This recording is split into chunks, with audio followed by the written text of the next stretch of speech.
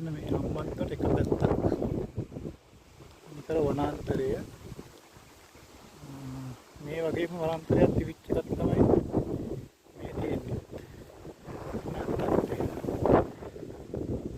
ඊටවල කීපයකට කලින් කැලයක් අර වගේ මලිහිටිය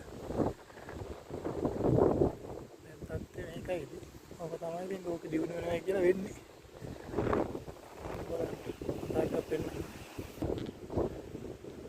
මේ සෝලර් ප්ලාන්ට් එකේ ඒකට 10 දෙකක් තියෙන්නේ මේ. ඒ වගේම ඊළඟට දැන් අලුතෙන් ඉදිනවා තවත් 10 දෙකක්. තවත් මෙගාවට් 20ක්. හැබැයි කැලේ සම්පූර්ණයෙන්ම එළි වෙලා තියෙන්නේ. මේවත් අර මම කලින් පෙන්නුවා වගේ අලි ජීවත් වෙච්ච සත්ත්ව ජීවත් වෙච්ච කැලේ.